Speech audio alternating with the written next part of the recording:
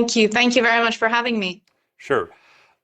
You are a medical doctor. You have a Western education. You have a huge social media following. Why did you feel you needed to take part in this movement despite the obvious risks? I just want to remind our viewer, at least 1,400 people lost their lives after the repression.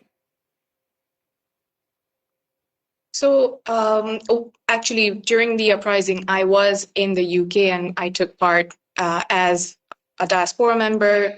So did thousands of diaspora members in the uprising. And why I decided to join politics is actually motivated by two factors. So the first is, of course, as a doctor, I'm able to only impact the patients that I see, but politics offers an opportunity to hopefully influence systemic changes that affects much larger segment of the population and brings about positive changes. So that's one. And the other motivating factor for me to join politics and to join National Citizen Party, the Students' Party, like you said, is to change our existing political culture away from nepotism, polarization, and corruption to a culture of transparency, accountability, and evidence-based policy. The July uprising crystallized this vision and provided an extraordinary chance, and I believe once in a lifetime opportunity for us to shift our political culture to a culture where it truly serves the citizens of Bangladesh. Well, as you mentioned, the political landscape since the independence back in 1971 has been dominated by two parties, the Awami League led by Sheikh Hasina and the Bangladesh Nationalist Party, the BNP, led by Khaleda Zia. Your party was just created 2 months ago. How do you imagine challenging those two heavyweights in the near future? So I feel that the political landscape has already changed. It's almost like the youth have torn down the walls and injected fresh air into the room. The youth are have brought in fresh ideas, fresh thoughts, and for the first time in decades, for the first time in my lifetime, political parties are engaging in dialogues about reforms in our constitution, reforms in our electoral system, reforms in judiciary, in police, and public administration, in our anti-corruption efforts, thanks to the July uprising, which was led by the youth, which was led by the students. And I think the political landscape has already changed, and the people of Bangladesh are watching. Eventually, they will judge who rose to this historic moment. Everyone has a responsibility, and who rose to the moment and who chose to stay back. Right. Mohammed Yunus, who is leading the interim government, he said, I just want to stay and then leave the scene. He's launched several reform committees on 15 different areas. He's hoping to get a consensus on key reform. How realistic is this, given the deep divisions we just talked about? So transition after any uprising is not linear, but what matters is whether the direction we're traveling to is the right direction. And as you said, there have been several reform commissions, and currently there is a consensus commission which is holding talks with different political parties to come to a consensus on a fundamental package of reforms and a meaningful package of reforms. We understand that this is a complex process, it's a messy process. We cannot expect all political leaders to, lock arms and come to find a common ground overnight. But we are hopeful that after this uprising, we are able to come to a consensus on meaningful reforms, on restructuring our state. So the uprising did not just happen for change in the face, just to change the faces in power. People stood, they marched, they protested, they risked their lives, not just for a reshuffle, but for a reset. They rose so that there's a fundamental transformation in the system and to reach a new political settlement. And that's the goal we remain committed to. Right. However, there is only an interim government, and the big question is the election. It's not only the reforms.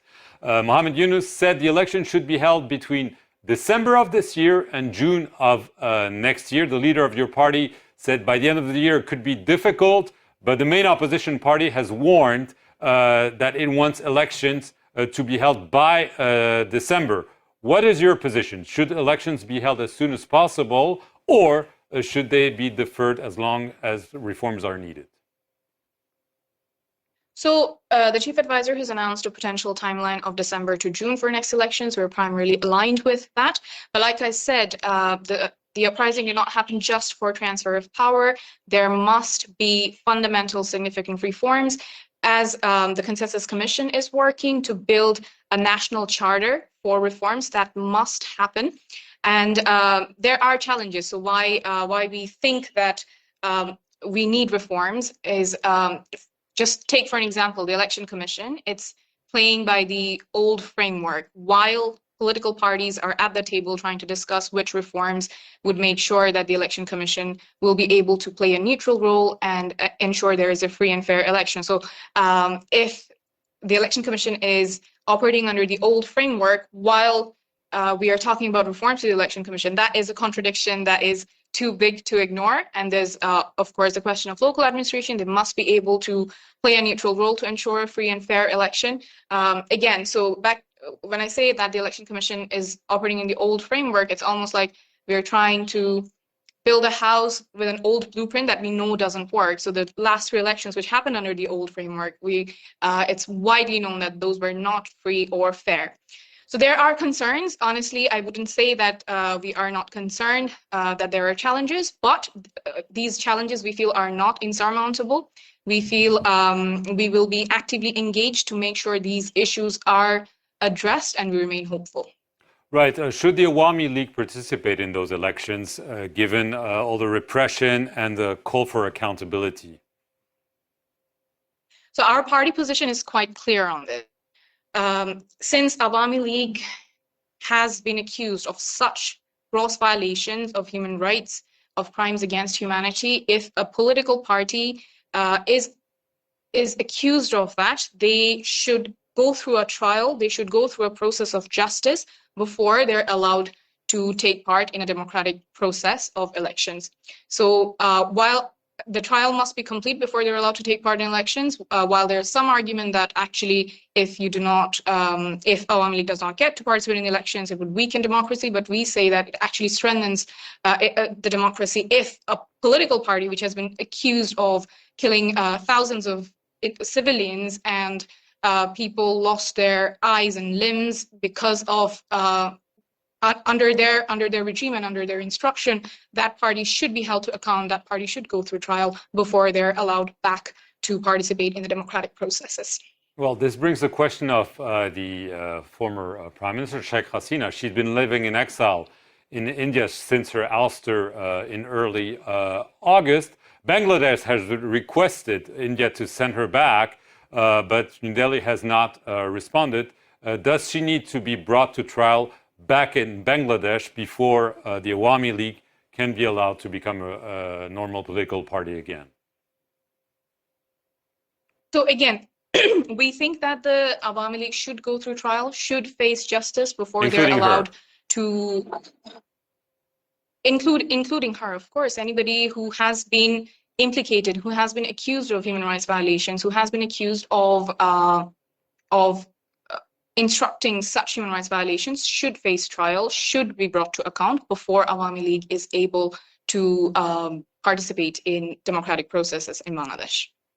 The leader of your party, Nahid Islam, said there will be no place for pro-India or pro-Pakistan politics in Bangladesh. This sounds like Mission Impossible, doesn't it?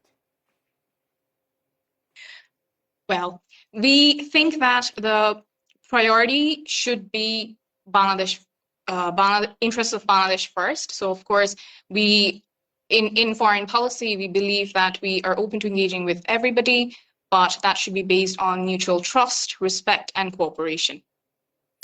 Tasnim Jara, I want to thank you very much for being our guest, and I want to thank you for watching this edition of Tête à Tête here